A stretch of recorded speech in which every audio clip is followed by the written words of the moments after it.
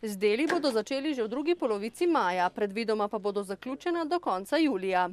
Ta projekt bo prinesel občini dodatnih 163 parkirnih mest, novo avtobusno postajališče, urejenost, lep, atraktiven izgled samega centra Semiča, tako da mislimo, da bomo kar dodali en pomemben kamenček mozaiku izgleda samega Semiča.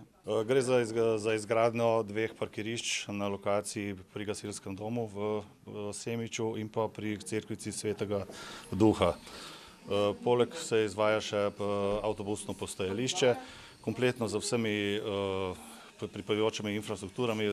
Celotna vrednost naložbe znaša slabih 330 tisoč evrov. Pridobili smo sredstva Evropskega sklada za razvoj podeželja, kar 85% upravičenih stroškov bodo financirali, nam bodo pomagali, tako da je potem sama izvedba lažja. Nekje 222 tisoč evrov to znese, okrog 107 tisoč evrov pa bo prispevala občina sama.